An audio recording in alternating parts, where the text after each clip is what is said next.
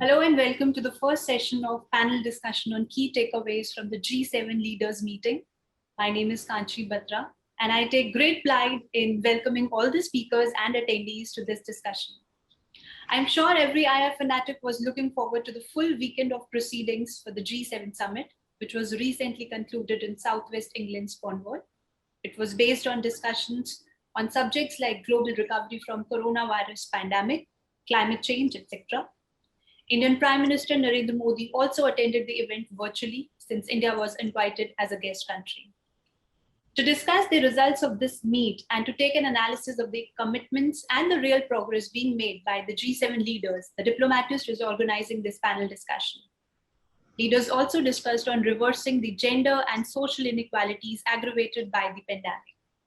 At the Diplomatist, we have always reiterated our commitment to diversity and inclusion.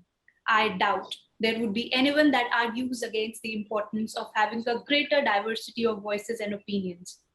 And by diversity, I mean the full range, including cultural, age, gender, and more. We have always encouraged, heard, and shared the opinions of a greater diversity of experts and professionals through our various initiatives. This time, however, we express regret for not having female participation in this discussion, but we promise to bring you, as always, a perfect gender balance of keynote and invited speakers in our future event. Today, we are looking forward to an excellent discussion with great speakers from different countries. Before we get started, I would like to introduce the chair for this session, the very energetic, enthusiastic, and experienced Dr. Swaran Singh, who is Professor for Diplomacy and Disarmament at Center for International Politics, Organization of Disarmament, CIPOD, School of International Studies, Jawaharlal Nehru University, New Delhi. Over to you, Professor Singh. Thank you, Kanchi. So you are alone balancing the gender mainstreaming today with us. But I'm not the speaker, I'm the host. So the host will control how speakers do today. So I'm sure we are not completely devoid of gender consciousness. The host is a young, very smart lady with us today who takes care of the Diplomatist magazine and many other things that they do. I'm delighted to be invited today to the chair today's proceedings, which broadly would mean timekeeping for me, but Kanchi said I should also kind of set the ball rolling so that everybody's attention, especially the attendees or participants' attention, comes to the issue of discussion today. We have very, very eminent 6 speakers today, in fact, 5 speakers with me today.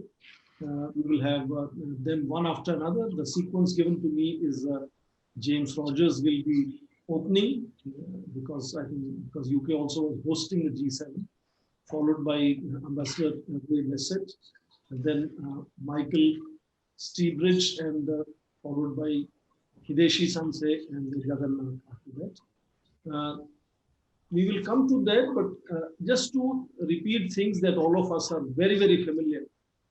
I think the most significant thing that the G7 wanted to achieve and perhaps achieved to some extent was to kind of open another chapter from too much global focus on pandemic and the problems to cooperation and a positive spin to international diplomacy. Have a offline face-to-face meeting by the seaside at a beautiful Cornwall. So that global attention goes to something which is proactive and positive rather than being constantly paranoid with pandemic being the concern. And I think they also did another fundamental tectonic drift, if you would like, when by the seaside in an interview to television, Joe Biden and Macron sat together, and Macron described President Biden as member of the club. Perhaps indicating thereby that President Trump wasn't treated as a member of the club. So in that sense, the return of United States, return of a very different, subtle, rather than confrontationist diplomacy in that sense, coming back to international institutions. So positive spin in that sense was tried. To the host also, it was very significant positive spin to achieve from this meeting of great leaders of UK plus 10 countries. Indian Prime Minister, of course, joined online. And for Britain, this was significant both internally and externally. In fact, both of these flow from this whole very, very tumultuous process of Brexit. Global Britain being the new vision of President Boris Johnson, and therefore highlighting this major summit meeting. It will be followed again, of course, by the climate change summit, which again will be hosted. So global Britain focus being a significant way of projecting the leadership of Prime Minister Boris Johnson, also to kind of assuage some of the concerns that European Union members and United States have had about this Northern Ireland Protocol, as to how to kind of address that issue.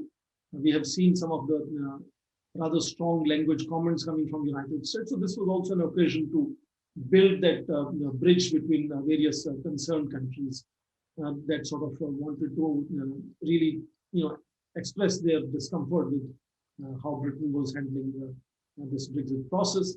But more specifically, when it comes to what G7 as a group achieved, we all understand that given in the middle of pandemic, which is writ large on their psyche, they were able to at least build consensus to announce that they'll be giving out 1 billion doses of vaccines to what they called the most deserving in that sense countries. We'll have to identify that, but what is identified is that half of that 500 billion will be provided by the United States, and UK has also already committed to 100 million doses. They are starting as soon as in September with 5 million doses. So that is again a very, very concrete, actionable outcome. Though, of course, again, the very British famous publication Economist is not too satisfied with the number of 1 billion. IMF has been talking about this, contributions being less than 0.13% of G7 GDP, and how about 50 billion of the budget that G7 could have offered. You would remember that G20 had offered about $5 billion of budget, or was it 5 trillion, 5 billion.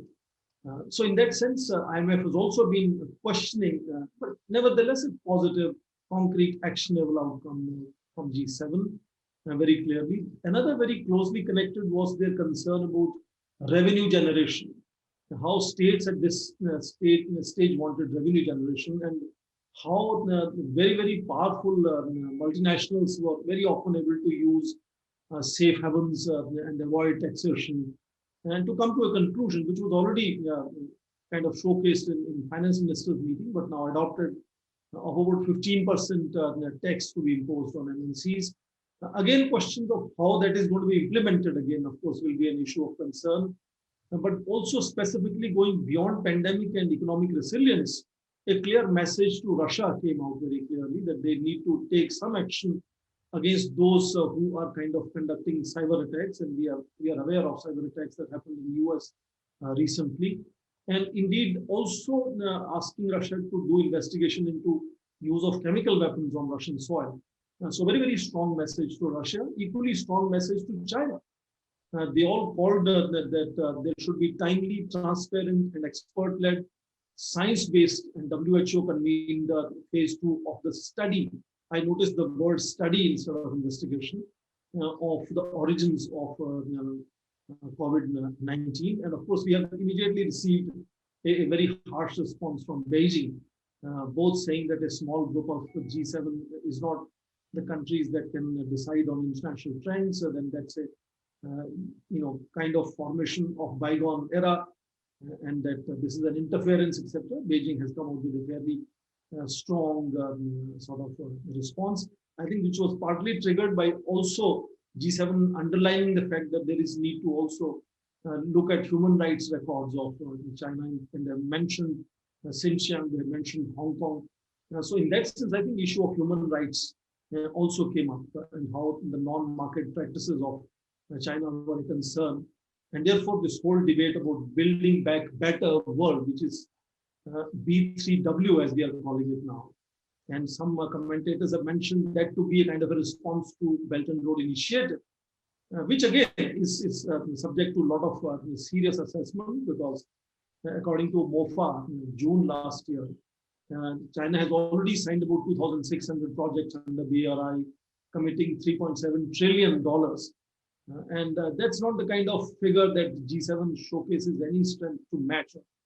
So I think they will continue to expand further on Blue Dot network of focusing on standards, quality, labor safeguards, environment, climate issues, norms, kind of normative response rather than concrete physical project building response.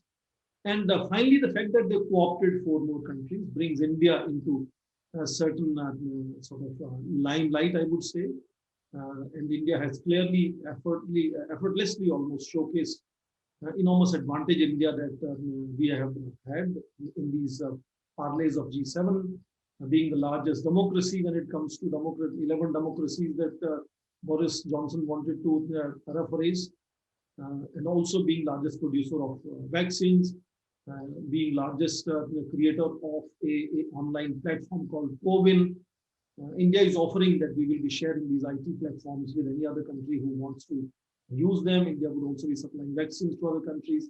So India's co-option allowed India to also highlight its significance, and I would even say increasing centrality to global discussions. India looks forward also to taking some of these issues, so particularly the issue of waiver of IPRs on vaccines, medicines, and therapeutic techniques dealing with pandemic. India wants to take that forward to G20 as well. So I think overall, half glass full, but definitely a U-turn from excessive focus on the crises that the world was finding itself to be in the midst of, to perhaps trying to germinate a ray of hope that there is a possibility of returning to the old normal as if, and creating some actionable agendas and strategies, which I think would then be seen how effectively they are pursued and carried forward. And with that kind of general comment on what happened in G7 summit meeting this time, let me open up the discussion now and invite the first speaker. First speaker with us today is Mr. James Rogers. He's currently, of course, Director of Research at the Council of Oceanography, but I understand he's also co-founder of Council of Geostrategy. And of course, he's formerly also Baltic Defense College staffer of faculty and also of EU's Institute of Security Studies, and of course, several other heads. But Kanchi instructed me not to give too long introductions, so I will stop there and invite James to make his presentation. And each panelist, as I'm told, will have 10 minutes. So I hope at 10 minutes, if you can hear some noise like this, then that would mean that your time is almost up and you could conclude now. James, floor is yours. Thank you, Professor Singh. So we've gathered here today to discuss the key takeaways of the G7 Leaders Summit, which was hosted, as you said, over the weekend in Carvis Bay in Cornwall. We could start, and you've already identified many of these, the commitments that the communique provided, many of these relating to moving beyond COVID-19, preparing for the future, reinvigorating the global economy, many of these things you would expect from such a statement from the G7. Also securing future prosperity by promoting freer and fairer trade within a reformed trading environment, protecting the planet. This was a key objective by reaffirming the commitment to net zero emissions by 2050 and halving them again by 2030. And also importantly, to embrace the values of democracy, equality, freedom, the rule of law, and respect for human dignity, not least by getting 40 million more girls around the world into education. Now, all of those are, of course, important, but I think that the 47th summit of the G7 leaders will have lasting impact beyond the communique, and not only because this was the first formal summit of the democracies since 2019 due to COVID-19. I think from a geopolitical standpoint, this summit may actually end up being a milestone in reordering the international order. And I think that there are 4 primary reasons for this. The first of these is that the 47th summit gave fresh impetus to transforming the G7 into something like a D10 or a democratic 10, because South Africa, as well as Australia, India, and South Korea were all invited as guests. So it means that the entity has expanded a little even more from a D10 to something like a D11.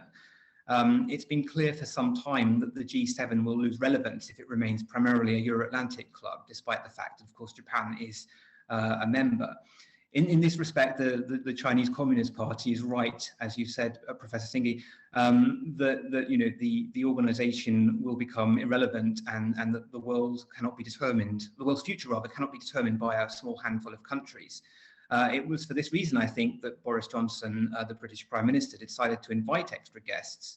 As we said, you know, Australia, India, South Africa, and South Korea, all of them large democracies, and some of them are clipping at the heels of Canada and Italy in terms of economic output.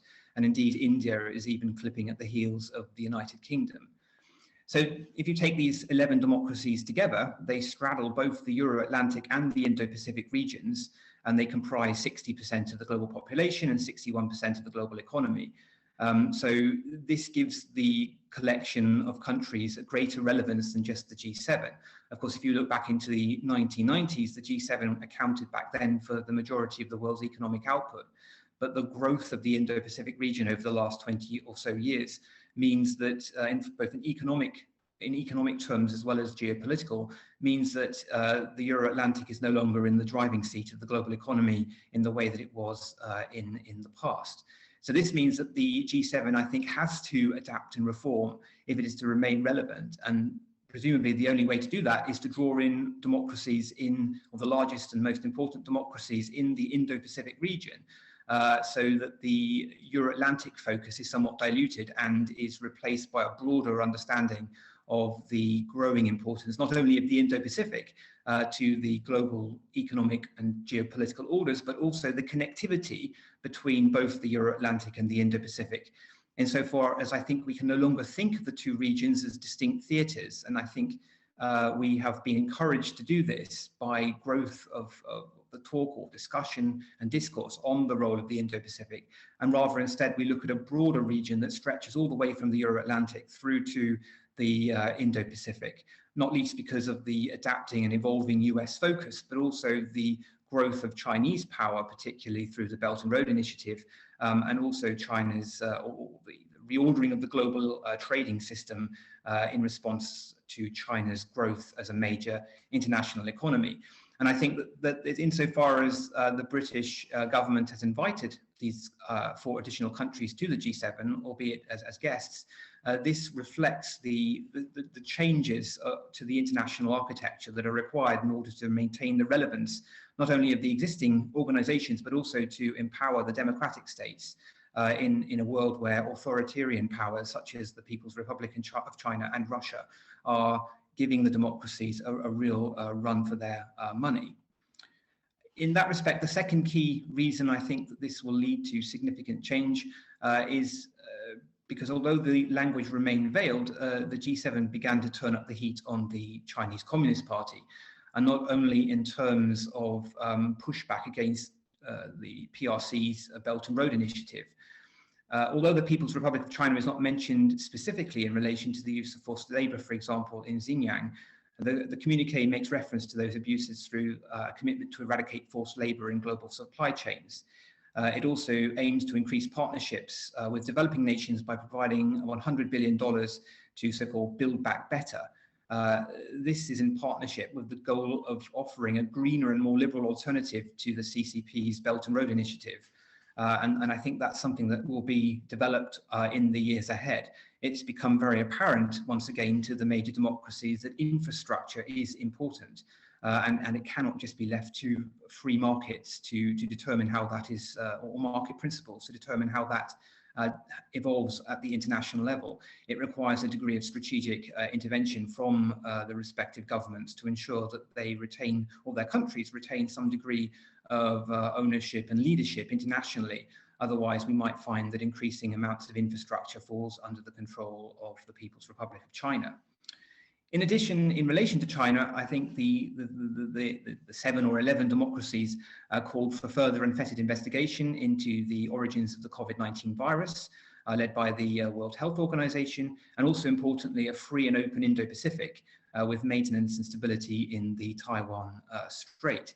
So this emphasizes the growing importance still of the Indo-Pacific region, not only because of China's expansion and growth, but also because of the growing focus of the established democracies in that region. And as I said earlier, the connectivity between both the Euro-Atlantic and the Indo-Pacifics, or the Indo-Pacific. The third key reason I think that this summit will be important is because it reanimates the UK-US relationship. As you probably saw, the two countries, Britain and the United States, agreed to a new Atlantic Charter. Now, as you know, the first Atlantic Charter from 1941 aimed to provide some sort of underlying principles on which the post-war international order would rest. And some have thought that this new Atlantic Charter is designed to do something similar in the sense of providing a set of underlying principles on which the new order will be created in the years ahead, ostensibly or presumably by the 11 major democracies. And finally, I think it allowed a post-Brexit Britain to provide a degree of international leadership and to showcase itself outside of the EU. It gave fresh animation in that sense to the idea of global Britain. And also it came after the British government's integrated review and defence command papers. In that sense, I think it met 5 of the government's key objectives in those papers, namely that the UK wants to tilt towards the Indo-Pacific. It's going to remain a Euro-Atlantic power because of its location, but nonetheless, it appreciates the growing importance of the Indo-Pacific and, as I said, the interconnectivity between both the Indo-Pacific and the Euro-Atlantic. And the increasing focus of European countries on the Indo-Pacific, again, emphasizes the connectivity between those two regions. Secondly, it also emphasizes the growth of an open international order, or rather the commitment towards an open international order by the major democracies, of which the UK is, of course, one. It sort of reinforces the idea of collective security because it updates the existing international architecture. And in that sense, that is one of the key objectives of the UK in the integrated review. It also embraces the importance of democratic sovereignty insofar as it empowers democratic states in opposition to authoritarian ones.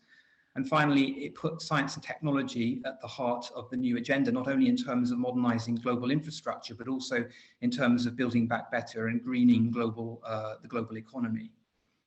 So although I think there have been a number of missed opportunities, I also think the G7/G11 Leaders Summit will be remembered as an important one. It was not only, as I said, the first major gathering of the great democracies since COVID-19 ravaged the globe, and also since Prime Minister Johnson and President Biden took office, but it also marks the start of a new geopolitical era, one where the Indo-Pacific comes to the fore and the Euro-Atlantic region and its countries have to adapt to new realities. So in 2022, Germany is supposed to host the next G7 Leaders Summit. I think it has big shoes to fill if it is going to take the group forward in a new era of intensifying geopolitical competition, one where the Indo-Pacific will be central. The question, therefore, is, will the G7/G11 continue to evolve, or will it revert to being a select Euro-Atlantic club? Thank you. Thank you, James. You are such a great controller of time yourself. Thank you. Perfect 10 minutes. And I think you have brought in several very interesting points to the table from UK's perspective to us. We'll move slightly to the west now, to Ireland. We will have next speaker, Ambassador Ray Bassett, who is currently a senior research fellow at Policy Exchange, but he's also been a long-term diplomat of Ireland Department of Foreign Affairs. And among others, he's been ambassador to Canada, to Jamaica, to Bahrain. But to me, as an academic, he's been so productive in bringing out one after another books. Last 3 years, I've seen 3 books from him. And the last one, of course, is very interesting, Ireland and the European Union in post-Brexit, which is 2020 publication. So he's as much a professor as he's ambassador. We are looking forward to listening to you. And you also have, like James, 10 minutes. The floor is now yours, Ambassador Bassett.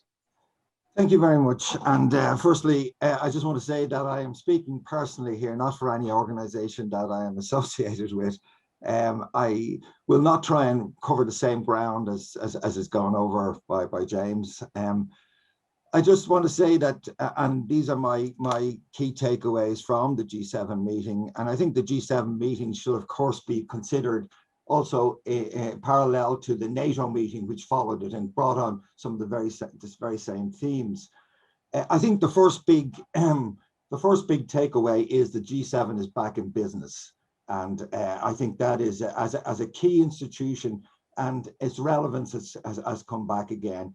It's been a very difficult period for the G7. First of all, you had the US pivot towards the Pacific, the rise of the G20, and of course the 4 years presidency of Donald Trump, all of which contributed to the general view, certainly in Europe, that the G7 had passed its sell-by date.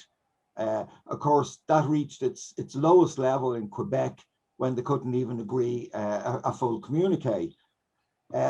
I'm just talking about my time in Canada. I remember having discussions with the former Canadian Prime Minister, Paul Martin, and Paul had been very instrumental in getting the G20 off the ground, both as a finance minister and later as Prime Minister. And Paul told me that he believed that the G7 was finished, that its relevance was gone, and that any organization which didn't include China, Indonesia, Brazil, or India really couldn't claim to be a global institution. On the other hand, I had a conversation with Stephen Harper when Stephen was Prime Minister, and Stephen told me how much he disliked meetings of the G20 and how much he liked the G7. And the reason he liked the G7 was that it was a small group, and he said a small group was often the most effective. And he said if there was a meeting, if something was decided at the G7, you could be pretty sure that it's going to be implemented. Whereas another international fora, there would be huge promises, there'd be great commitments made, there'd be fantastic language, but often it just went into the ground. So Harper was very strongly of the view that he wanted to keep the actual number of countries in the G7 very close, very close. So, I mean, at the time, Paul Martin was probably right, but you know, international developments have changed that, and I think they've re-energized the G7. And of course, the biggest one of all has been the election of President Biden. And President Biden, because without the United States, let's be honest, the G7 doesn't have a huge amount of relevance internationally. Biden, because in a lot of those meetings and talking to the people who are the Sherpas and things like that, it was often the G6 plus one or minus one, depending whether the United States was involved or not.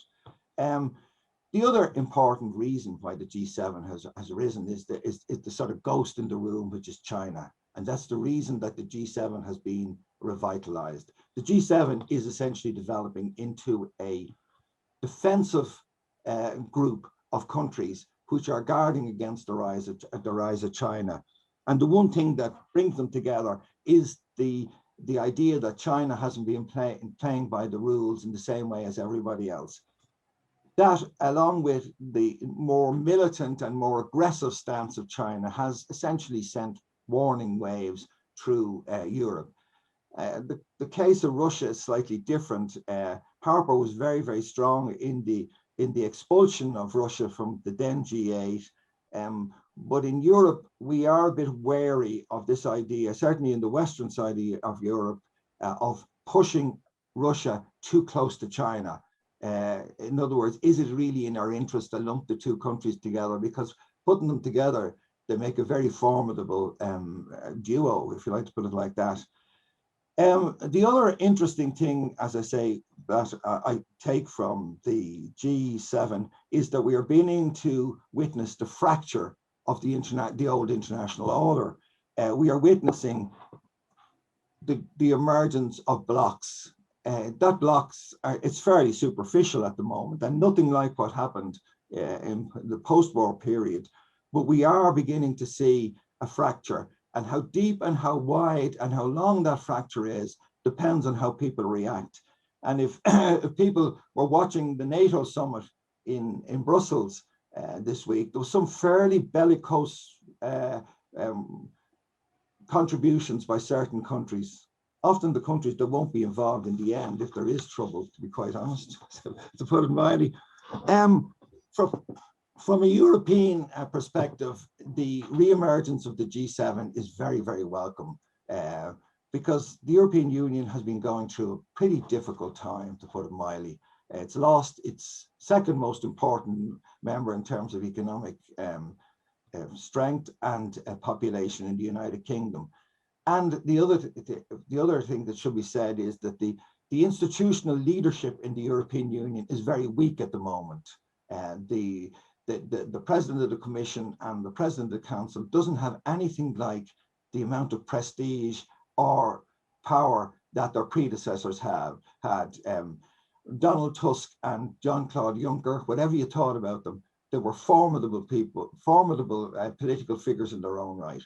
At the moment, unfortunately, Ursula von der Leyen and Charles Michel does not have that kind of profile or that degree of control. And probably from the European Union, it was a sad meeting, because it was the final meeting of the most powerful figure in the European Union and the person who has often kept the place together, and that was Angela Merkel.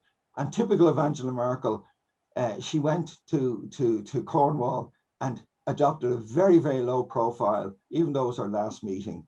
And the next German leader certainly will not have automatically the same level of control and same level of power that Angela Merkel had. But for the Europeans, it was a very good opportunity to get back onto the world stage and to give some profile to, as I say, the new leadership in the institutions, which probably haven't made as big an impact on the world stage as they would have liked.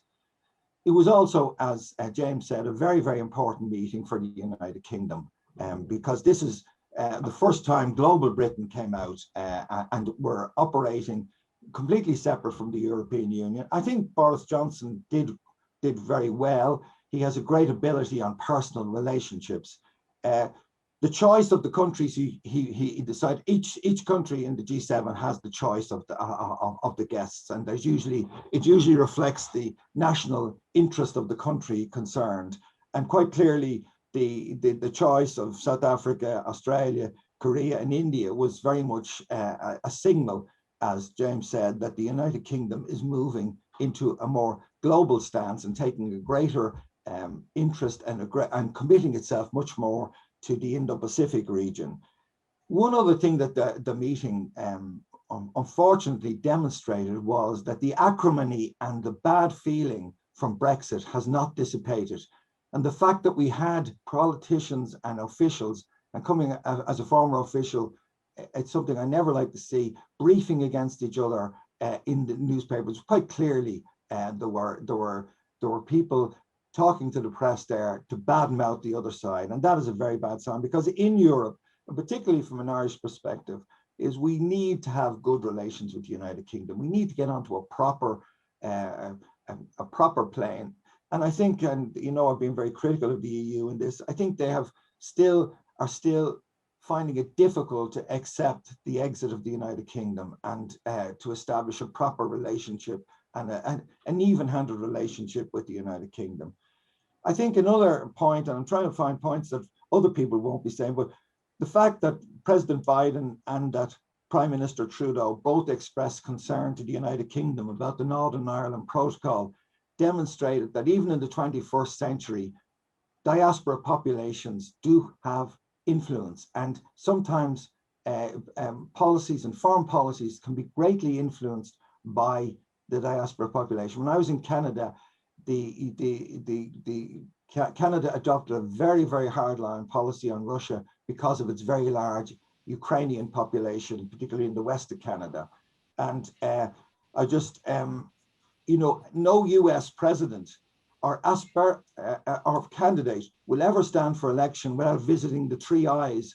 It's part of their election campaign. So they visit Israel, Ireland, and Israel. And given the growth of the Indian diaspora in the United States, I've no doubt there's going to be a fourth eye in that fairly soon, that any candidate will have to visit India as well. The other thing I would say is that it signaled, and I don't want to go on too long, but we have seen peak globalization past.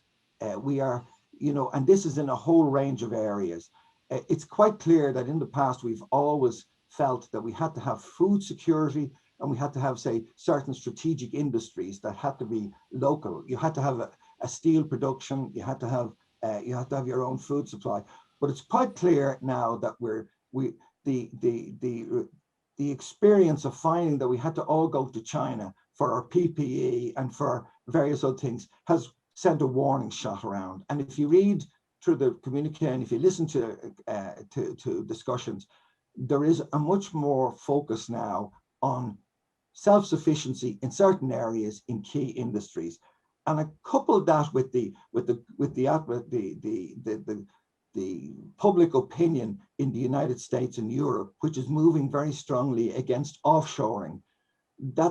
And we have seen drops, fairly strong drops now in the international flow of FDI. That maybe the globalization of supply chains is something that we may not see hugely in the future. And also, I was going to touch on the 15% to rein in the tech companies.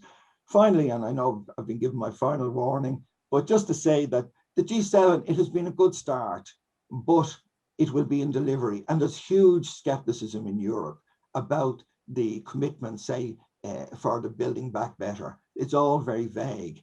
It will be the honeymoon period with President Biden will end, and we'll have to see results. But I would say that the G7 is back and has made a good start. So let's take it from here. Thank you very much. Thank you, Ambassador Besnet. I apologize. I have to do the timekeeping, but I hope I didn't disturb your flow when I was trying to make some noise. Excellent presentation. China would come in, as you mentioned in the end. We have one question in the text box already on it, but we'll go to questions a little later. We will now have our next speaker, Ambassador Michael Sheebridge. He's currently the Director, Defense Strategy and National Security at Australia's Strategic Policy Institute. He's held several positions in various agencies, including the top-notch both intelligence agencies of Australia, DIO and ASD. And indeed, he's also been the coordinator for defense intelligence and research at the Prime Minister's office. So I'm sure he's had a great insider's insight into how things are viewed in closed-door meetings and how they are kind of prejudged very often in terms of briefings and debriefings that I'm sure he had enormous experience of. So we are going to have a very interesting insider's view now on what he thinks happened at G7 and if they have achieved, what they have achieved. Ambassador Sheebridge, floor is yours. Thanks very much, Professor. Unfortunately, I was a lowly minister councillor, not an august ambassador like my colleagues and company on the panel, but I'm delighted to join you. And following James and Ambassador Bassett and you, Professor, there might be a little bit of overlap, so I hope not too much. I pretty much agree with the wise assessments and judgments I've heard, and I think we've heard some additional insights. So let me do my best and try to keep to time. Well, last weekend's G7 Leaders Summit, combined with the other events and meetings that have happened since, may well be the moment we look back on in a few years when major leaders stopped thinking about their country's relationships with China as bilateral gold mines and instead started to see Xi's China as a multilateral, strategic, technological and economic challenge that can't be dealt with by any one nation alone, and they started to act accordingly. So it's like that Winston Churchill line about, this may not be the beginning of the end, but it's the end of the beginning. That point about let's keep expectations in mind. And the G7, the idea that it's back, well, I think we forgot that it's actually the leaders of 7 of the world's most powerful democratic economies, and they were joined this year by other powerful democratic economies. And the year's meeting was centered, as we know, on the China challenge, the pandemic and climate change. So I think a point that we haven't talked about is the way the momentum for this G7 built on the first ever leaders meeting of the Quadrilateral Security Dialogue, which was convened within a couple of months of US President Joe Biden taking office. And brought the same leaders again together at this G7 plus meeting. The Australian Prime Minister, the Japanese Prime Minister, the Indian Prime Minister, and of course the US President, meeting then with the rest of the G7. And the interesting thing about the momentum out of that Quad meeting is it was a whole lot more than just dialogue. Remember, the Quad is meant to be the quadrilateral strategic dialogue. That wasn't what the Quad leaders meeting was. The Quad leaders meeting gave an urgent combined program of work. And it was like that point that I think we heard from Ambassador Bassett from Stephen Harper, a small enough grouping to make real progress on practical, urgent challenges. And what was that Quad agenda? Well, it was COVID-19, notably increased production and distribution of vaccines, and we're seeing some follow-on in the G7. Climate change, again, follow-on in the G7, and reducing the vulnerability of critical supply chains to coercion, delivered on in spades in the G7 meeting. And so I think the 4 Quad leaders brought that direction and urgency to the G7 meeting. And this, the other big thing to bear in mind is it's only November 2014 and then 2015 when the Australian Prime Minister Tony Abbott and the UK Prime Minister David Cameron were talking about a golden era of engagement with China. To quote David Cameron, talking to Chinese state media before Xi arrived in the UK in 2015, it's going to be a very important moment for British-Chinese relations, which are in a very good state, something of a golden era in our relationship. The change we'll see is the investment into our infrastructure, Chinese companies employing people and jobs, and it's a big win for China too to have access to the UK as a country that's a leading member of the EU and has so many other contacts and roles in the world. Think about how much has changed since those words were spoken by the then UK Prime Minister. And really they've changed partly because the UK's left Europe, but also because of the nasty coercive turn that China has taken under Xi Jinping in recent years. And Boris Johnson did not echo a single one of those sentiments of David Cameron from just a few years ago. So I think a big takeout from the Quad and the G7 is that the leaders know if they don't work collectively on the China challenge, they'll all be subject to coercion separately by Xi's China, and they'll fail to curb Beijing's increasingly aggressive international conduct, whether on trade, on territory, on security, on technology, or key values like human rights. And so from an Australian point of view, this is wonderful news because the G7 agenda and commitments read very like Australia's set of policy decisions around China. And who thought that a G7 communique would deal with things like stability in cross-strait relations around Taiwan, or the South China Sea and the East China Sea and Xinjiang, but it did. And also focusing on China's coercive trade practices. So re-energizing the World Trade Organization and its dispute resolution machinery and addressing unfair trade practices up to including using trade as a weapon. These are extremely welcome, important developments. And I think the other thing is that Biden really has achieved an enormous win, aligning his own domestic economic and political platform with his foreign economic and political platform and getting that pretty much taken up wholesale by the G7. As Biden put it in the lead up to the meeting, we'll focus on ensuring that market democracies, not China or anyone else, write the 21st century rules around trade and technology. So the G7 delivered, but I'd make the point it's not just the G7. It was the G7 with those larger democratic partners, but also no one has yet mentioned the 2021 Open Society statement that came out at the same time as the G7 communique. And that Open Societies group was 33 democratic countries. So it's the whole of the EU, it's India, South Korea, South Africa, and Australia and Japan, and the US, obviously. 33 countries with about 65% of global GDP, 2.4 billion of the world's 7.8 billion population. I see there's a question from one of the audience about what does this mean for China? Well, China's reaction focused on the G7 being an old club of economies of decreasing importance. Well, it's a much harder case to make when you've got 33 countries that make up 65% of global GDP and 2.4 billion of global population. So it's a real reverse to the China dream vision that Xi has been promoting, a real reverse in momentum to things like the BRI and China's push into Europe.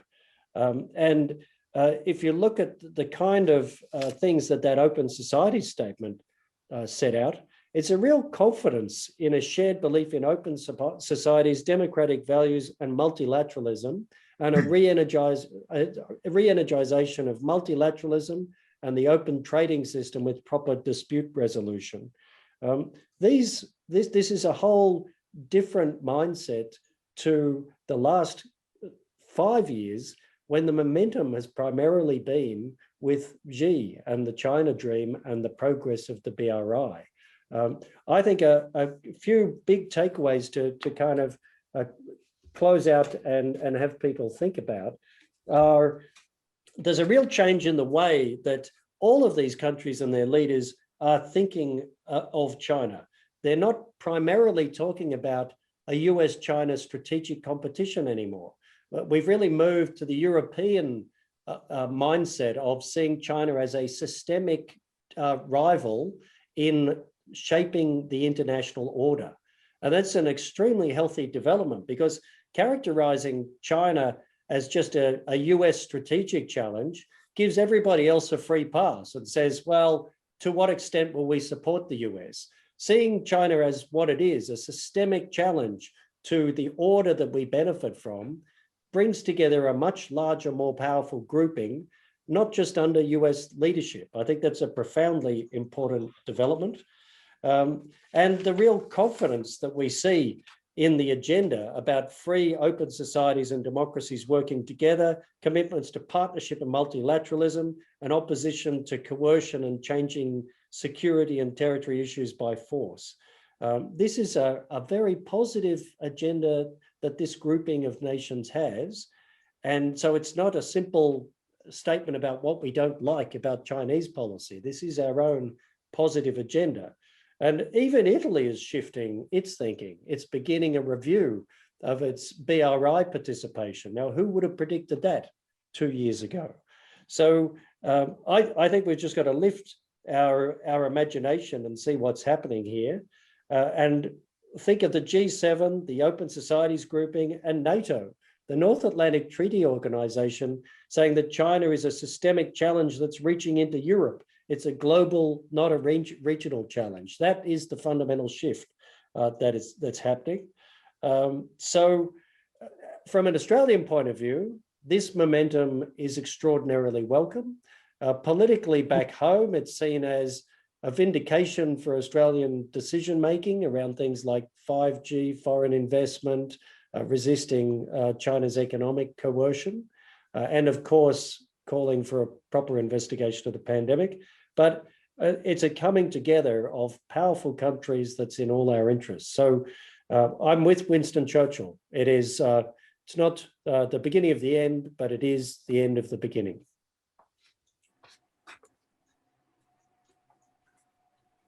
Thank you, Michael, again helping us with keeping with time. I really want to encourage that participants must have their own say. We are receiving some of their questions and we want to engage them with a substantial amount of time. So I'm happy that one after another our speakers are able to really maintain time very well. We'll now go to Tokyo, to Japan, with Professor Hideshi Tokuchi, who's with us from Tokyo. He mentioned of a little storm, but I suppose his internet audio video is perfectly fine. He is currently visiting professor at the National Graduate Institute for Policy Studies in Tokyo. He's been formerly first Vice Minister of Defense for International Affairs. He's had a indeed long experience of working with the government for about 36 years. And I assume mostly in Ministry of Defense postings. But he's also held now several academic positions after retirement. He remains very engaged in academic discussions on current affairs, on international relations. So we are looking forward from his very, very seasoned, experienced perspective on what happened in the G7 meeting. Tokuchi Sensei, floor is yours. Professor Sin, thank you very much for the kind introduction, and good morning, good afternoon, or good evening, everyone. At the outset, let me thank the organizer, the Diplomatist, for having me in this timely and important event. I'm very much honored to be with these distinguished guests. This year's G7 summit meeting was very special in 2 points. And first, I also would like to refer to the Quad as Mr. Shobridge. 4 other countries were invited this year, including, of course, India and Australia. It means that all the member countries of the Quad were present. I don't think that the Cornwall Summit is considered as another session of a Quad Plus, but it might be remembered in future that it was a harbinger of a Quad Plus because it indicates that today's major global challenges can't be addressed without the Quad countries. And second, it is good to see the US back as the traditional internationalist after its 4-year absence, as Japan is a frontline state in the face of China challenge and probably the most important ally of the United States in the Indo-Pacific. The US recommitment in this multilateral effort is welcome. We must continue to keep the US engaged. As time is very much limited, I would like to jump into the substance. First, the rules-based international order.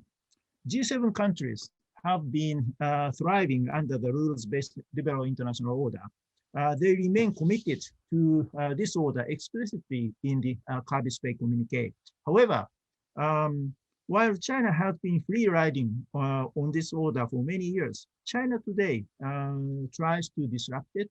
It's an external threat to the order. Then, how about the internal threat? The US is more predictable today than in the past 4 years under the arrogant and dangerous president. However, when we see the American society, it remains full of uncertainty and difficulties. The concept of the rules-based international order originates from the Western political system, particularly the Anglo-American legal culture based on the concept of the rule of law. Donald Trump's grip on the Republican Party is not waning.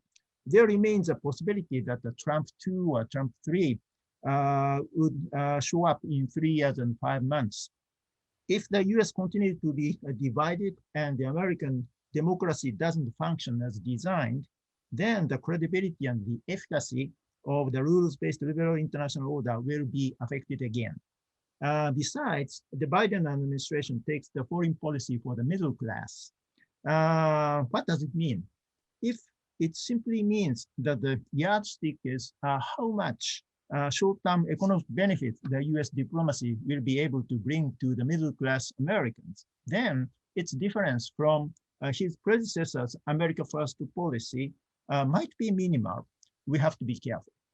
There is one more thing related to this point. In the efforts to enhance the rules-based international order, it is important to meet the huge infrastructure demands among the developing countries in the Indo-Pacific, Africa, and elsewhere to counter China's BRI. But is a value-driven approach truly attractive to developing countries? They are aware, of course, they are aware of the risks of dependence on China. But short-term economic improvement is more important for many of them. So long-term perspective and unity of efforts among the G7 members is indispensable to outcompete China. Second, China. China is an important economic partner for many countries. It's a strategic competitor for the US and its allies, including Japan. It's a systemic rival for liberal democracies. And it's a physical security threat, particularly for its neighbors, of course, including Japan. Therefore, the Cardiff-Bay communicates specific mention of China in the context of global responsibility and international action is noteworthy. And generally speaking, the East Asians are fighting each other, not necessarily over political ideas and principles, but over physical space on the map. So the specific focus on the situation of the East and South China Seas is important for the East Asians. As the sea is one, it is as important for the entire world as for the Asians. However, different from the communique's reference to the Xinjiang and Hong Kong issues, it doesn't specifically single out China in the context of the East Asian maritime security, which is weakening the reprobation of China. The reference to the peace and stability across the Taiwan Strait is also noteworthy in the context of the systemic rivalry and of the Asian security. On the other hand, the Chinese embassy in London had said in its website on June 12th, if I may quote, "The days when global decisions were dictated by a small group of countries are long gone. There is only one system and one order in the world, that is the international system with the UN at its core and the international order based on the international law." And they continue to say, "There is only one set of rules for the world, that is basic norms of international relations based on the purposes and principles of the UN Charter," unquote. What a shrewd rhetoric it is. This clearly shows China's double standards. What are the purposes and the principles of the UN Charter and international law? The human rights issue in Xinjiang is a matter of one of the basic principles of the UN Charter. The Hong Kong issue is a matter of China's international commitment, and the peace and stability across the Taiwan Strait is not an internal matter of China, but an international matter. In addition, the same embassy issued a Q&A style comment again just yesterday. This time, 6 questions and 6 lengthy answers criticizing the communique as fact-distorting interference in China's internal affairs and groundless accusation, blah, blah, blah. I would say, how dare you say? I strongly wonder if this is what Xi Jinping's new slogan of credible, lovable, and respectable China really means. Well, North Korea. The communique also touched upon the North Korean issues. While the quote joint statement of March 12th reaffirmed the 4 countries' commitment to the denuclearization of North Korea, the group's G7 group called for that of the Korean Peninsula in the Carbis Bay communique. They are different, and therefore we have to be careful. Nonetheless, it is important to remind the world community of the group's commitment on the North Korean issues, because North Korean issues can be easily left out in the security discussion in the entire Indo-Pacific. Focus on China is of course important and inevitable, but North Korea is also a serious problem, particularly because of a couple of reasons. And first, it is presumably ICBM capable. Their missiles might cover Europe. Second, the report which came out of the 8th Congress of the Korean Workers' Party of this January said, if I may quote, it is necessary to develop the nuclear technology to a higher level and make nuclear weapons smaller and lighter for more tactical uses, unquote.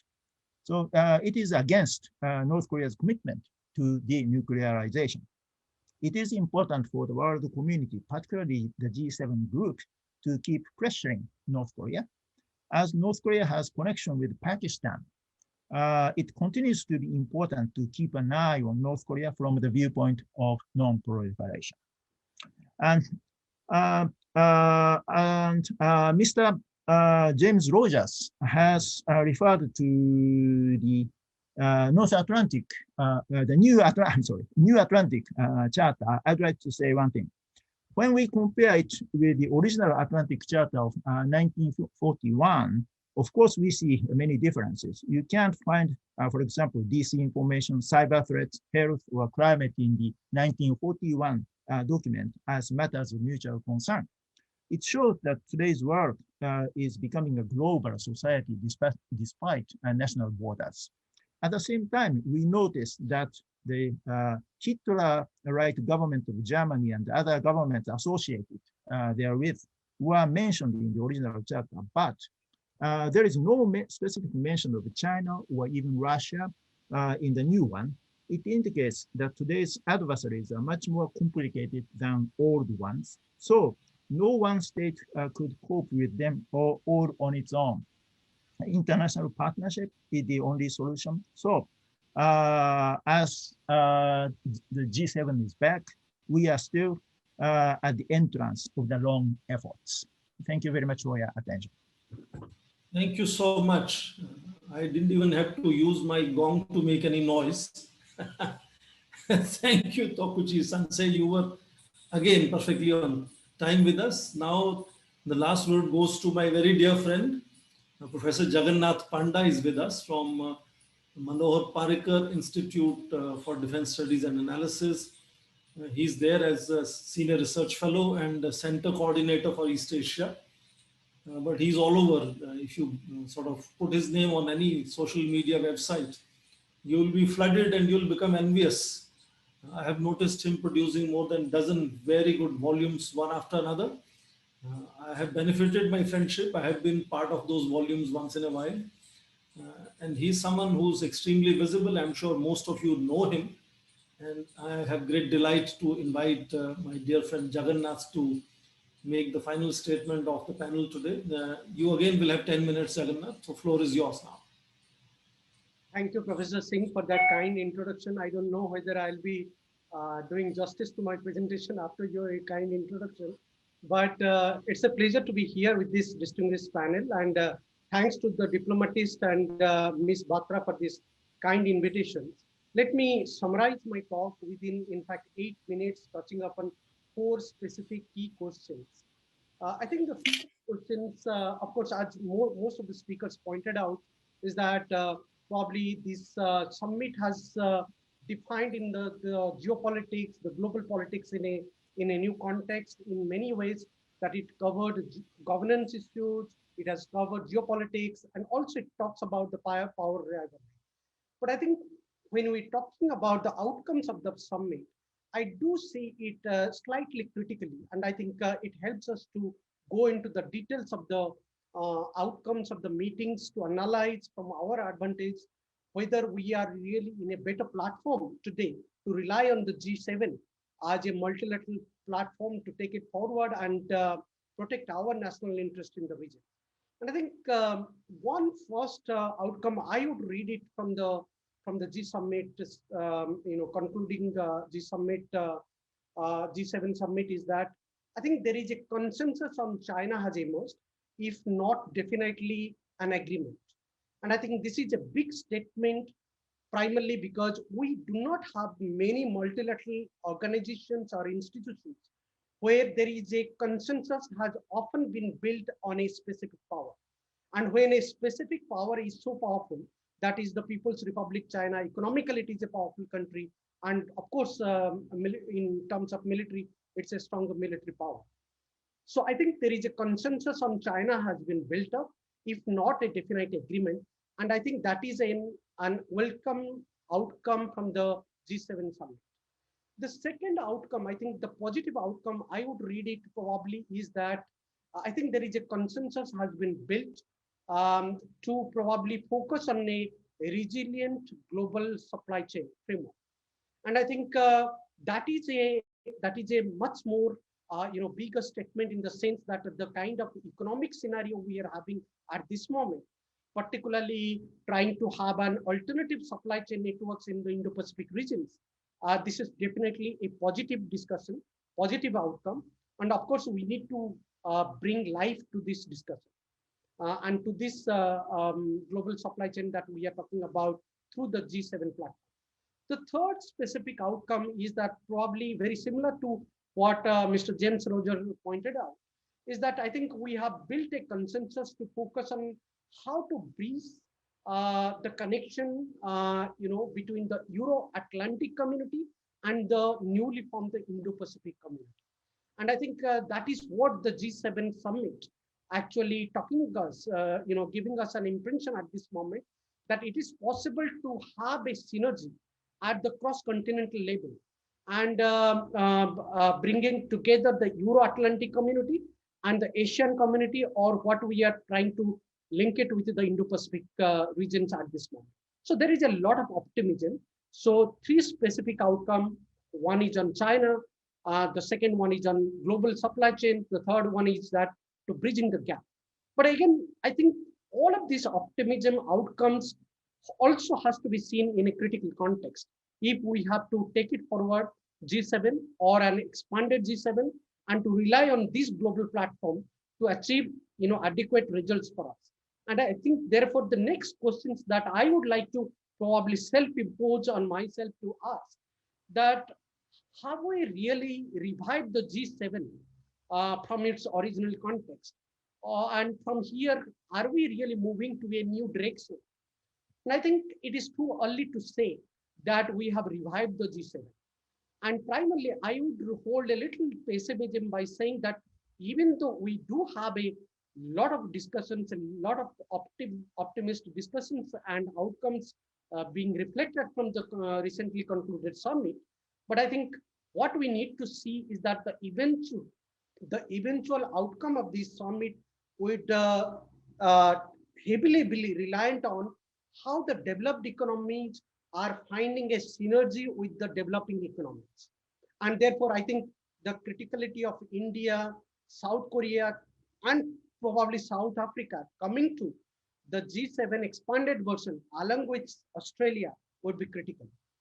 If not today, if not tomorrow, at some point, we have to bring some of these countries in order to bridge that gap, in order to establish the synergy between the developed economies and developing economies. And I think that would actually set the tone for the progress of the G7. The G7, the original version might be lost. It might be coming out in D10, D11, or maybe G7, G10 or G11 form. But I think at some point we have to really think about its expansion, its real expansion, and set out a secretariat which would be talking about the bridging the gap between the developing world and the developed world.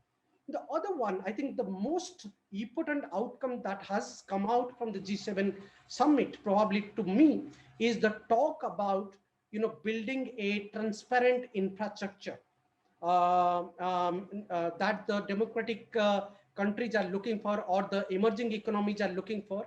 So a democratic alternative plan that the Americans and a few others have talked about in terms of B3W initiative, that is Build Back Better World. Now, what is this initiatives? If from India and from a critical point of view, I do see, of course, this is a mega plan trying to question and try to pose a challenge to China's Belt and Road initiatives. And in some ways, probably this is an expanded version of the Blue Dot Network initiatives that actually Donald Trump talked about a few years back. But again, what we need to really keep it in mind is that Blue Dot networks, even though it is being talked about for a while now, in fact, for last 3 to 4 years, neither Japan, nor Australia, nor US has actually pushed the Blue Dot networks to an extent where many emerging economies, including India, can actually rely on. So therefore, when we are talking about Build Back Better World, B3W initiatives under G7 framework, we need to see and chalk out a plan how to actually take it forward, and how the Blue Dot networks can be enhanced to the B3W initiatives, and eventually emerging economies can actually rely.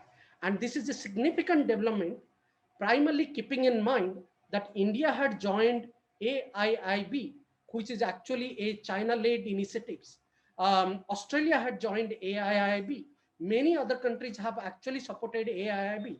So are we in a position to talk about alternative mega plan, alternative infrastructure plan at the global level?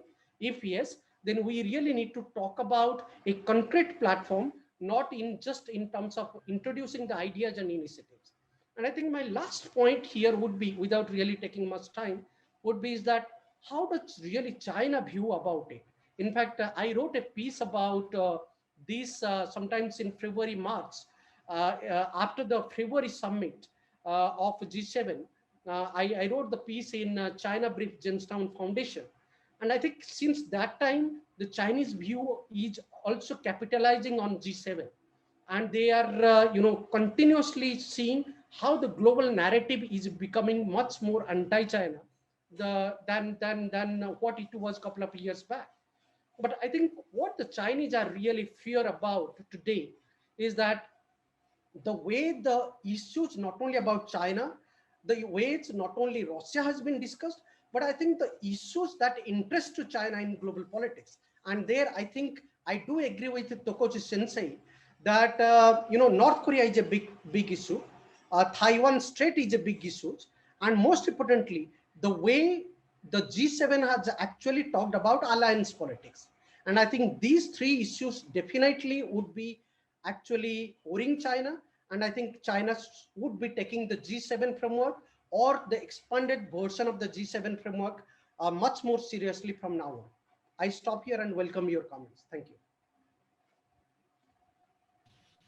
Thank you, Jagannath, again for keeping to time, indeed, giving us a minute to now go to participants who have been texting their questions.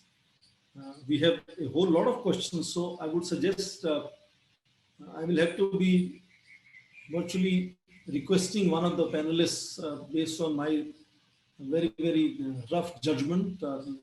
But always, if there is another panelist who wishes to add to that answer, please do maybe physically raise your hand, or you could say that you want to add something to it. The first question that I have is from Ambassador Hugo Javier Gobi. He's Ambassador of Argentina in India. And he's asking a very straight, simple question. How do you evaluate G7 declaration on climate change, and what are its perspectives? Maybe James, you would like to take that question. What is the final declaration of G7 on climate change? Does it have a potential? Because you're also hosting that summit soon. Yes, I think this is something that the UK tried, to prioritise, and it is one of the issues that needs to be given a great deal of attention if we're to meet the targets that so many democracies have already signed up to. I mean, my personal view on this issue is that if we're going to reach those targets, then we really need to, get our act together, because it seems to me that the international economy is such, and the agreements are such, that we will not reach those targets unless we double down and recommit. And there are so many different issues bound up here, and many of them are what we've all discussed over the last sort of hour. On the one hand, you have the offshoring of industry to countries like China, which have significantly lower standards than countries like the UK or Germany or the Netherlands or the US or Australia or Japan do.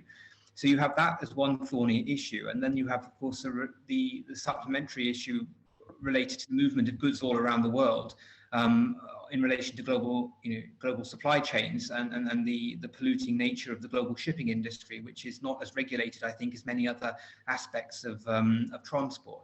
So that's one issue. That ties up, of course, to the issue of global infrastructure and who controls it. And then, of course, you have the issue of, well, actually, in many cases, in fact, offshoring of industry actually helps countries to develop, like China has. And in that sense, there are very many positive benefits to it as well. But it means that there has to be some kind of a stronger agreement between the developed world and the developing world to ensure that the developing world doesn't copy the developed world in terms of the amount of climate emissions that have been produced, because of course our technologies have improved, our knowledge has improved, and the geopolitics is such that it has to change. So I think in this respect, the summit has been successful insofar as it's continued to keep this issue on the agenda and to put it forward, and also to link it up with so many other geopolitical and geoeconomic issues. But there's still a great way to go, I think, in order to ensure that we can reach those targets, and not only ensure that we reach them, I mean, in the sense of the leading and most advanced democracies, but also that the developing world reaches them too. Because if you think about it, that's where the majority of population growth is going to be over the next 50 to 100 years. And not only have you now got, there's been significant population increases in Asia, but now it is likely that the next wave of population growth is going to occur in Africa, particularly in sub-Saharan Africa, in Nigeria, and a whole array of other countries, which are either facing the Indo-Pacific or facing the Euro-Atlantic, even if it's the South Atlantic. So in that sense, I think the democratic world, the advanced industrial world, has to really get its act together to ensure that these targets are met, and that other countries are met, and that the issue of climate change isn't sort of in a way just offloaded onto the developing world. Thank you. Maybe the next two questions I'll club together for Ambassador Bassett. There are questions I think which you would like to answer. First question is from Dr. Chandraveer Singh Bhati. He is an assistant professor in Jodhpur in India, in province of Rajasthan, and he's asking, in middle of this reassertion of G7 countries, how has pandemic impacted China's equations or leverages vis-a-vis industrialized countries? And a very closely related question is from another student, Manju Kumari. She's also from University of Rajasthan, and she's saying the same thing about how is the futuristic lead of G7 on the global liberal order is kind of supposed to be developing in coming times with this reassertion.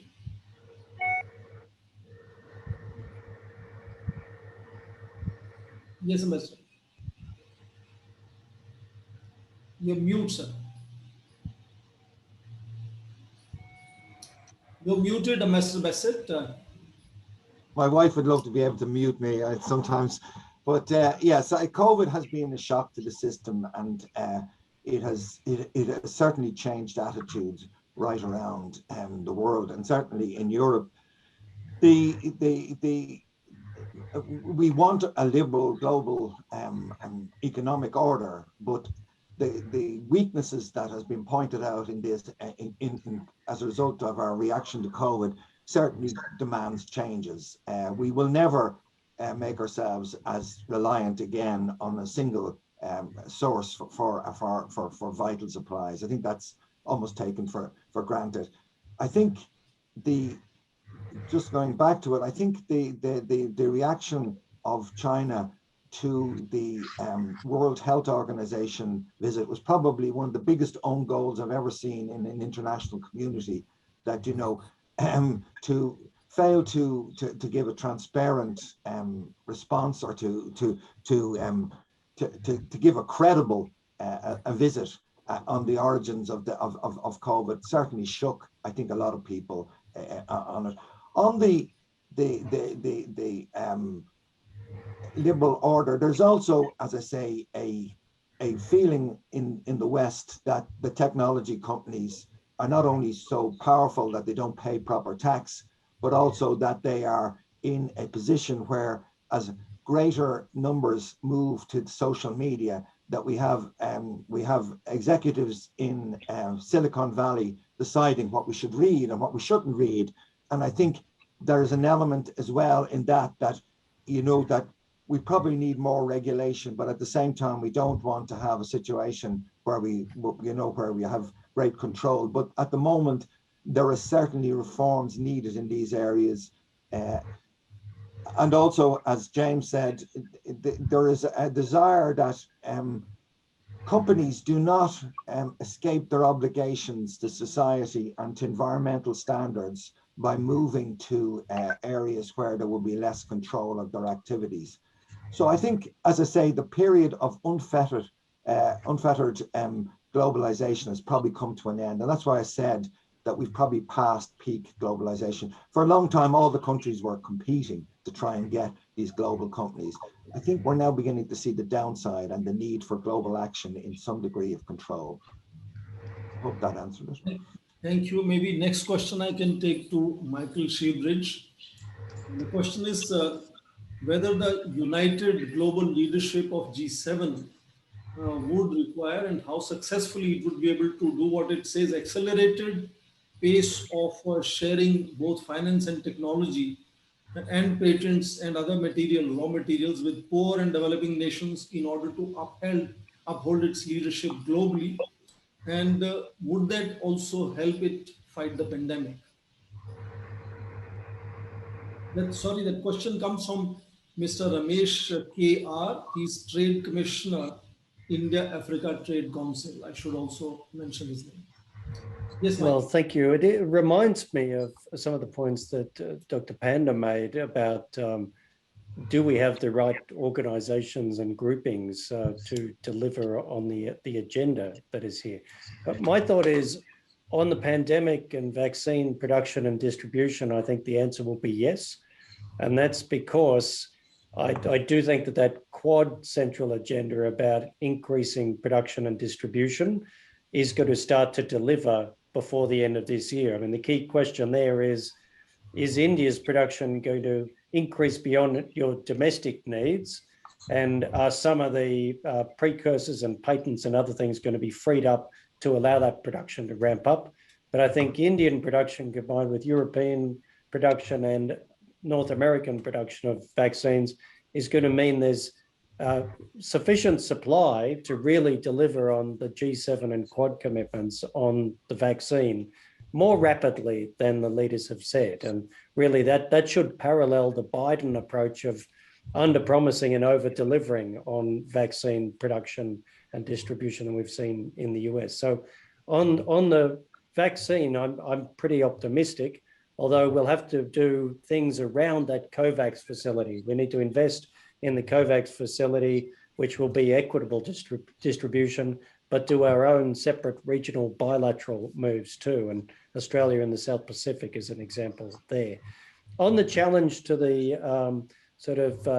corporate authoritarian BRI that we see with China, well, I think the G7 and this bigger open societies grouping answer is to use the existing multilateral development banks, and there are about 5 of those globally, not to build separate new institutions, because institution building takes a whole lot of time, and why not invest in and use the development banks that we already have?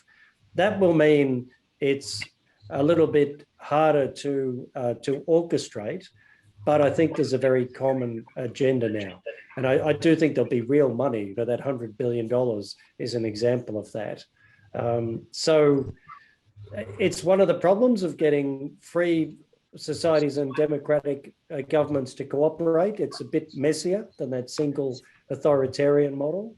But I think the combined horsepower in this aligned direction will deliver. And I think it's a better approach than trying to invent a whole set of new institutions and organizations. We have to invest in the ones we have and use them for these new purposes. Thank you, Michael. Let me now request Tokuchi Sansei. Next question I would be asking you. This is from Aditya Rajan. He's a project fellow at NCERT, which is National Council for Education, Research and Training in India. And the question is whether COVID-19 has ultimately undermined this neoliberal developmental order, and whether it is going to sustain itself or will transform itself to see that further economic progress is made around the world. And what are the different alternative sustainable models, if any, that come to your mind, either in terms of improvising the current order or junking it and thinking of an entirely new world order? Yes, Takuchi, Sansei, you could answer now. You could unmute yourself. Well, actually, it was very difficult to hear Professor Shin's voice, so I'm not sure whether I could understand your question correctly, but... Can I repeat? The question is whether the current neoliberal world order would be able to deliver development and also provide some kind of rescue from the current pandemic, or will it be improvised and adjusted, or it is going to be junked with something else coming up completely differently? I think indication is to strong state regulated free market economy kind of alternative model. Actually, you know, it seems to me that the current pandemic has been accelerating the trend of the international order, which we saw in the past, particularly the pandemic, brought let's see, severe rivalry between the two superpowers. So actually, it's a challenge for the liberal international order. But at the same time, the as uh, the US is back and the G7 is back and the Quad is accelerating its momentum. So I think we have a chance, I think. But there is an issue for us. I mean, for the East Asian, particularly Japan, China is a military threat. Actually, Japan is surrounded by three nuclear powers: Russia, North Korea, and China. So we are in a very difficult position right now. And there are two hotspots: Korean Peninsula and the Taiwan Straits, and down south, the South China Sea issue. So we have to, in order for the liberal democracies to continue to thrive, we have to interact with each other much more. So G7 is G7 is revitalized, and it's becoming a good venue for that purpose. And the Quad, and of course, is good. And there is a possibility of a Quad plus. So we have a chance, I think. Thank you, Tokuchi Sensei. And now I will address my dear friend Jagannath. And there are two questions that I want to club for you. One question is from Sarath Jain. I think he's a student of Maharaja College. And he's asking, is the collective G7 organization's economic muscle would be able to completely take over or overtake, I think he wants to say, China's economic influence around the world? And related question is from Ambassador Anil Badhwa. I notice he's also listening today to us. Indeed, he's made several comments and questions in the text box. So if other panelists wish to see those questions and address those questions, you can, because our time is now coming to close and I may not come back again with more questions to panelists. So if you can open text box and you wish to engage any of the participants, you can. But to Jagannath, the one question I want to bring from comments that Ambassador Anil Badhwa has given here is what are the financing mechanisms that G7 will or could or has conceived of in that B3W kind of format or template that they're building. I will stop asking questions after this, so panelists can look at the text box and respond to other people. I have questions from Ashish Adhikari, Rachna Narayanan, a few others, Om Prakash Gupta. So I think only way we can handle these questions is that participants can open text box and respond to them. But these two questions to Jagannath before we have to wrap up at 3:30, as I was told. Jagannath. Yes, thank you. I think about the blue dot networks and the B3W initiative. If you see after the summit, when it was asked to the German Chancellor Angela Merkel, she said that we haven't really decided about the financing of the initiatives. So I think there is always been a tentative approach about the new initiatives, that is the B3W initiative or the Blue Dot Network. In fact, about the Blue Dot Networks, if you recall, it was introduced during Trump's administration, and since that time, all the three countries, US, Japan, and Australia, have conducted a number of meetings about Blue Dot Networks. But there has not been a specific discussion about the financing pattern and how to go about in terms of executing the quality infrastructure and certifying the process. Because as we understand, the Blue Dot Network initiative is meant to certify about the quality infrastructure. So neither the financing mechanism nor about its operational procedure has been discussed in details among all the three constituent countries, that is US, Japan, and Australia. The same kind of tentativeness we are seeing in the G7 framework. Of course, this is too early to comment because just the initiative has been announced in the G7 framework. But I think what difficulty we will face is that what are the banks who are going to finance for this? If you recall, when the Asia-Africa Growth Corridor was announced between India, Japan, that time Africa Development Bank actually showed some interest to finance the Asia-Africa Growth Corridor mechanisms. But actually that didn't really take up because we need multiple international banks to finance some of these infrastructure developments. It's not about one bank which is going to finance and will be addressing the problems. I think we need a multiple level of financing programs and a number of banks to come out and finance some of these initiatives. So at this moment, there is no consensus about that. And I think there is this tentativeness how to go about it. And if you see, India has also not actually agreed to join in Blue Dot Network initiatives. So therefore, even after this meeting, when India has been asked whether India is really keen to join about the B3W initiatives, I think the response has been that it will study, it will carefully analyze the B3W initiative, and then it will take a call.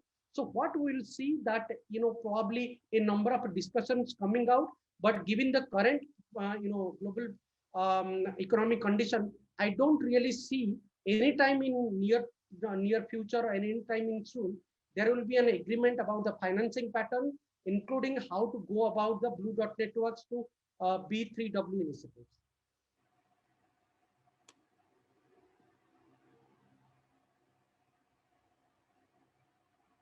Thank you, Jagannath. In my clock here, it's only 3:31. We are 1 minute beyond our time. So only concluding remarks that I would make is to say very sincere thanks to excellent presentations by very, very eminent luminaries that I had in the panel. I have no reason to try to conclude what they have said, but they have all made very, very interesting interpretations of what has happened in G7. And I think there is a bit of a tone of cautious optimism that I notice in all the 5 presentations. With that, I think I look forward to future interactions with each one of you. It's a delight to connect with you. And I'll hand over now to Ms. Kanchi Batra for formal vote of thanks. Kanchi, you could take the last minute before we close today's discussion. Thank you, Professor Singh. First and foremost, I would like to express my appreciation to all the panelists for their valuable contribution to this discussion.